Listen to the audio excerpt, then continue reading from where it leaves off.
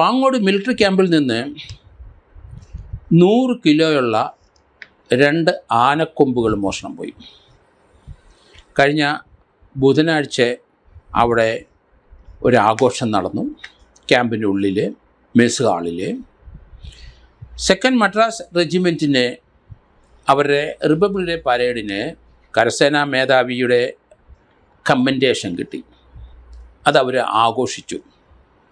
ബുധനാഴ്ച വൈകിട്ട് രാത്രിയിലാണ് അവരുടെ ആഘോഷം തുടങ്ങിയത്. വ്യാഴാഴ്ച പുലർച്ചെ 3 മണി വരെ ആഘോഷം ഉണ്ടായി. പാങ്ങോട് മിലിറ്ററി ക്യാമ്പിൻ്റെ ഉള്ളിൽ ഏകദേശം 1.5 കിലോമീറ്റർ ഉള്ളിലാണ് മെസ് ഹാള്. ആ മെസ് ഹാളിലാണ് ഈ ആഘോഷം മുഴുവൻ നടന്നത്. ആ മെസ് ഹാളിലുണ്ടായിരുന്ന ഒരു ടേബിളിൽ അതിനടുത്ത് ആയിരുന്നു ഈ മൊമൻറ്റോകളുമൊക്കെ വെക്കുന്ന സ്ഥലത്ത് ഈ 2 ആനക്കൊമ്പ് ഇരുന്ന് 1992 മുതൽ അവിടെ ഇരിക്കുന്നതാണ്. കേരള ഗവൺമെൻറ് ഒരു റെക്കഗ്നീഷൻ കൊടുത്തതാണ്. അവരെ അഭിനന്ദിക്കാൻ വേണ്ടി കൊടുത്തപ്പം ഒരു ആനക്കൊമ്പ് അവർക്ക് 100 കിലോ വരുന്ന 2 ആനക്കൊമ്പുകൾ കൊടുത്തു. അതവിടെ സൂക്ഷിക്കാനും അവർക്കുള്ള അഭിനന്ദനത്തിന് ആയിട്ട് കൊടുത്തതാണ്. അത് ആ ട്രോഫി തിരിച്ചു കൊടുക്കണം എപ്പോൾ ആവശ്യപ്പെട്ടാലും എന്ന കണ്ടീഷനിൽ. ആ സാധനമാണ് ഇപ്പം മോഷണം പോയിരിക്കുന്നത്. 92 മുതൽ ഏകദേശം 25, 26, 34 വർഷത്തോളം അവിടെ ഇരുന്നു ആ മെസ് ഹാളിൽ. ഈ കഴിഞ്ഞ ദിവസത്തെ പാർട്ടി സമയത്ത് പുറത്തുനിന്ന് 19ഓളം ആൾക്കാർ വാഹനത്തിലായിട്ട് അവിടെ വന്നിരുന്നു. അവർ DJ പാർട്ടിയുടെ മെസ് ഹാളില്ലാത്ത അവരുണ്ടായിരുന്നു. അവിടെ അവർ പന്തൽ കെട്ടി. ആ DJ പാർട്ടിയുടെ ഇടയ്ക്ക് അവരെല്ലാവർക്കും നല്ല ഫുഡുകൾ കൊടുത്തു. കാറ്ററിംഗ് ഉണ്ടായിരുന്നു. DG ലൈറ്റനിങ് ഉണ്ടായിരുന്നു. ഇപ്പോഴത്തെ എല്ലായിടത്തും അറിയാമല്ലോ DG ലൈറ്റനിങ്. അതൊക്കെ അതിനുള്ള ആൾക്കാരൊക്കെ വെളിയിൽ നിന്ന് വന്നുകൊണ്ടിരുന്നു. വളരെ ആഘോഷമായിട്ട് അവരത് കൊണ്ടായി. പക്ഷേ രാവിലെ നോക്കിയപ്പം മെസ് ഹാളിലിരുന്ന ആനക്കൊമ്പ് കാണാനില്ല. അവർ അവിടെ മുഴുവൻ പരിശോധിച്ചു.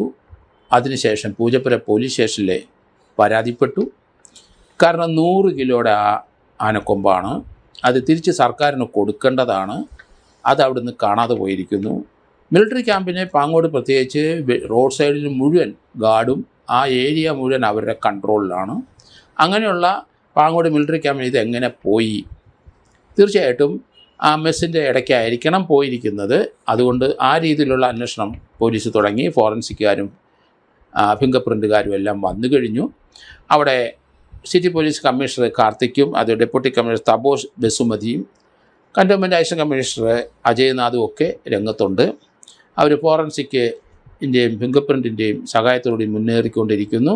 ഫിംഗർ പ്രിൻറ്റുകാരെ കുറച്ച് ഫിംഗർ പ്രിൻറ്റുകൾ അവിടെ നിന്ന് ഇതിനടുത്ത് നിന്ന് ആ ടേബിളിൽ നിന്നൊക്കെ അവർ ലിഫ്റ്റ് ചെയ്തിട്ടുണ്ട്.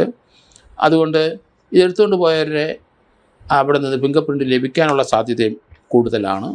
ഏതായാലും 12-ാം തീയതി അത് വെളുപ്പിന് വ്യാഴാഴ്ച പുലർച്ചെ 3 വരെ ആഘോഷം നടന്നു. അതിനുശേഷമാണ് പലരും മടങ്ങിയത്. അവിടെ ഏകദേശം മദ്രാസ് റെജിമെൻറ്റിലെ 300ഓളം ആൾക്കാർ ഉണ്ടായിരുന്നു. കൂടാതെ അവരുടെ മേലുദ്യോഗസ്ഥന്മാരും അവരുടെ ചീഫ് ഗസ്റ്റുകളും അവിടുത്തെ മിലിറ്ററിയിലെ ഔദ്യോഗിക പദവികൾ വഹിക്കുന്നവരും അവരുടെ കുടുംബാംഗങ്ങളും എല്ലാവരും ഉണ്ടായിരുന്നു. ഏകദേശം 10-400 പേരോളം അവിടെ ഉണ്ട്. ആ പാർട്ടി കഴിഞ്ഞ് പോയ ശേഷമാണ് ഈ മിസ്സിങ് കാണുന്നത്. ഇത് എങ്ങനെ പുറത്തേക്ക് കൊണ്ടുപോയി എന്നുള്ളതാണ് പ്രസക്തമായ ഒരു ചോദ്യം. കാരണം അതുകൊണ്ട് 19ഓളം വാഹനങ്ങൾ അതിനകത്ത് വന്നിട്ടുണ്ട്. അത് ഓടിച്ചു വന്ന ഡ്രൈവർമാരെ എല്ലാം ചോദ്യം ചെയ്ത് കഴിഞ്ഞു. പോലീസ് എങ്ങും ഇതുവരെ എത്തിയിട്ടില്ല എന്നാണ് മനസ്സിലാകുന്നത്. ഏതായാലും ഈ സാധനം ഇത്ര വലിയ കൊമ്പ് അവിടെ നിന്ന് വെളിയിൽ കൊണ്ടുപോയിട്ടുണ്ടെങ്കിൽ അവിടെ പന്തലിട്ടിട്ടുണ്ടോ, ഷാമിയാനുള്ള പന്തലുണ്ടായിരുന്നോ ആണ് സാധ്യത വളരെ കൂടുതലാണ്. അത് തുണി കൊണ്ട് കട്ടനുണ്ടായിരുന്നോ എന്നും പരിശോധിക്കേണ്ടിയിരിക്കുന്നു. അതിനകത്ത് പൊതിഞ്ഞു കൊണ്ടുപോകാനുള്ള സാധ്യതയാണ് കൂടുതൽ. അതുകൊണ്ട് CCTV ദൃശ്യത്തിലൊന്നും ഇത് കാണത്തില്ല. അവിടുത്തെ എൻട്രൻസിലും CCTV ദൃശ്യം ഉണ്ടാകത്ത എല്ലാ സ്ഥലത്തും ഉണ്ട്. പക്ഷേ ഈ മെസ് ഹാളിൽ CCTV ദൃശ്യം ഉണ്ടായിരുന്നോ ഇല്ലെന്നുള്ളതാണ് വേറൊരു പ്രസക്തമായ ചോദ്യം. അങ്ങനെയാണെങ്കിൽ കൊമ്പിനടുത്ത് ആരൊക്കെ വരുന്നു പോകുന്നു, അത് പൊതിയുന്ന ആരൊക്കെ കാണാൻ പറ്റും. പക്ഷേ അങ്ങനെയൊരു CCTV ദൃശ്യം ലഭ്യമല്ല എന്നാണ് ഇപ്പം മനസ്സിലാകുന്ന അന്വേഷണത്തിൽ നിന്ന്. എന്തായാലും മിലിറ്ററി ക്യാമ്പിനകത്ത് നിന്ന് ആനക്കൊമ്പ് പോയത് തീർച്ചയായിട്ടും അത് ഒരു വലിയ വീഴ്ച തന്നെയാണ് എന്ന് പറയേണ്ടി വരും. അത് കണ്ടുപിടിക്കേണ്ട ഒരു അടിയന്തരമായ ഒരു ആവശ്യം തന്നെയാണ്. സിറ്റി പോലീസ് അതിലേക്ക് മുന്നേറുന്നുണ്ട് എന്ന് കരുതുന്നു. പക്ഷേ ഇതുവരെ യാതൊരു ക്ലൂവുമില്ല. അതേസമയത്ത് മിലിറ്ററി ഇൻ്റലിജൻസും മിലിറ്ററി പോലീസും മിലിറ്ററി ഇൻവെസ്റ്റിഗേഷൻ ടീമും ഒക്കെ അവരും രംഗത്തുണ്ട്. ജോയിൻ്റായിട്ടുള്ള ഒരു എഫർട്ട് നടന്നുകൊണ്ടിരിക്കുകയാണ്. പക്ഷേ 1-2 കാര്യങ്ങൾ ശ്രദ്ധിക്കേണ്ടിയിരിക്കുന്നു. 19 ആൾക്കാർ വന്ന് 19 പേരെ ചോദ്യം ചെയ്ത് വിട്ടയച്ചു, അല്ലെങ്കിൽ അവർ കസ്റ്റഡിയിലുണ്ടോ എന്ന് അറിയില്ല. എങ്കിലും ഈ വന്നു പോയവർ തിരിച്ചു കൊണ്ടുപോയ സാധനങ്ങൾ അത് റാപ്പ് ചെയ്ത് കൊണ്ടുപോകാൻ അവരുടെ ഒന്നെങ്കിൽ അവരുടെ യൂട്ടൻസിൽ അല്ലെങ്കിൽ പാത്രങ്ങൾ കൊണ്ടുവന്നിട്ടുണ്ടോ അതിനകത്ത് കയറ്റിക്കൊണ്ട് പോകാം, ചെമ്പ് കുടങ്ങൾ കൊണ്ടുവന്നിട്ടുണ്ടോ കയറ്റിക്കൊണ്ട് പോകാം, ഷാമിയാന പോലെയുള്ള തുണികൾ കട്ടനുകളൊക്കെ കൊണ്ടുവന്നിട്ടുണ്ട്, അത് മടക്കിക്കൊണ്ട് പോകുമ്പോൾ അതിനകത്ത് സുരക്ഷിതമായിട്ട് ശബ്ദം ഉണ്ടാക്കാതെ കൊണ്ടുപോകാനും പറ്റും.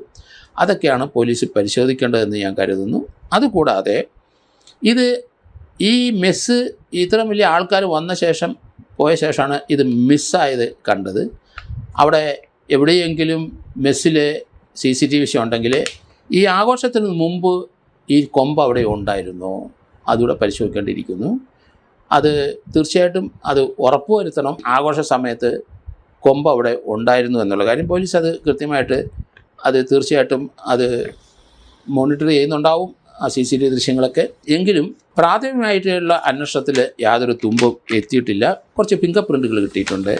ഫിംഗർ പ്രിൻറ്റുകൾ അവിടെ ജോലിക്ക് വന്ന അല്ലെങ്കിൽ 19 ഡ്രൈവർമാരും അവരുടെ കൂടെ വന്നവരും, അതിനകത്ത് മൈനറായിട്ടുള്ള 1-2 കുട്ടികളും ഉണ്ടെന്ന് പറയുന്നു. ആ വന്നവരെ എല്ലാവരെയും ഫിംഗർ പ്രിൻറ്റ് കമ്പയർ ചെയ്യാം, ഈസിയാണ്. അത് ഒരു വഴി കൂടെ അങ്ങനെ അങ്ങ് പോകും. അതേ സമയത്ത് ഈ ആനക്കൊമ്പ് ഇത് വിൽക്കുന്ന സ്ഥലങ്ങൾ തിരുവനന്തപുരത്ത് പേട്ടയിലാണ് ധാരാളം. കേരളത്തിൽ എവിടെയെങ്കിലും ആനക്കൊമ്പ് മോഷണം പോയിട്ടുണ്ട്. നേരത്തെയുള്ള പേട്ടയിലാണ് ആനക്കൊമ്പ് അല്ലെങ്കിൽ ചാലയിലുള്ള ആനക്കൊമ്പിൻ്റെ നിർമ്മിത പല സ്റ്റാച്ചുകളും ആനക്കൊമ്പിൽ കൊത്തിയെടുക്കുന്നത് വളരെയധികം വില കൂടുതലുള്ള സാധനങ്ങളാണ്. പല ഷോപ്പുകളിലും അത് പ്രദർശിപ്പിക്കും, വലിയ വിലയ്ക്ക് വിറ്റ് പോകുന്നുണ്ട്. അതുകൊണ്ട് ആനക്കൊമ്പ് വലിയ ഡിമാൻഡുള്ള സാധനമാണ്.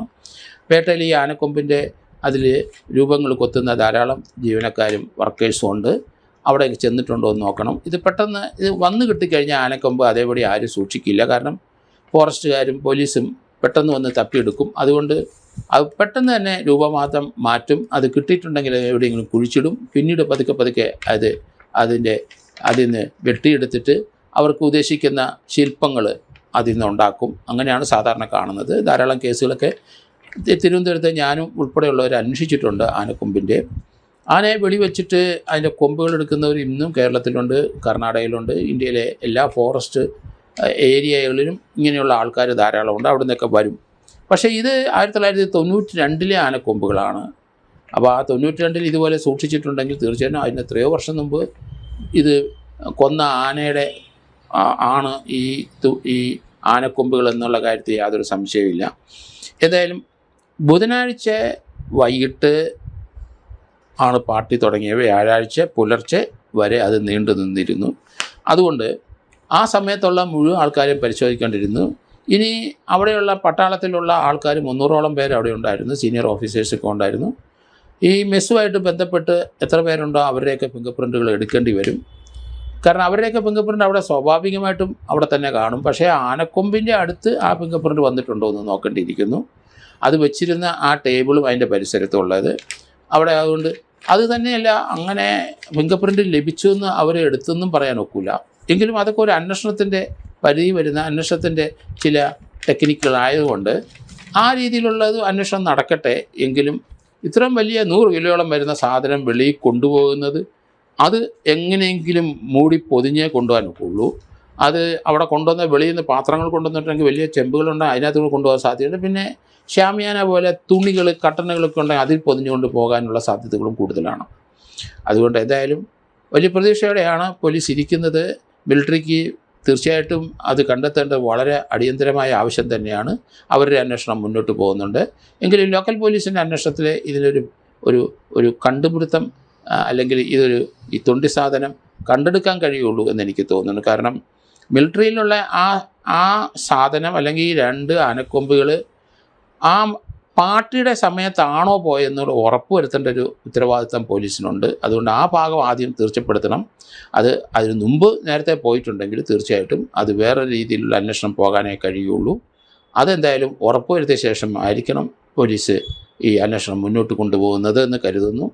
ഏതായാലും ഈ ആനക്കൊമ്പ് കൈമാറ്റം ചെയ്യുന്നവരും വിലയ്ക്ക് വാങ്ങുന്നവരും തിരുവനന്തപുരത്തും അതുപോലെയുള്ള പല സ്ഥലങ്ങളിൽ ഇപ്പോൾ ഉണ്ട്. മദ്രാസിലുണ്ട്, അതുപോലെ കർണാടകയിലുണ്ട്. അപ്പോൾ അങ്ങനെ വയനാട്ടിലുണ്ട്. അങ്ങനെയുള്ള ആൾക്കാരുടെ അടുത്ത് ഇമ്മീഡിയറ്റ് ആയിട്ട് അവിടങ്ങളിലൊക്കെ ഒരു അന്വേഷണം നടത്തുന്നത് ഉചിതമായിരിക്കും എന്നാണ് ഞാൻ കരുതുന്നത്.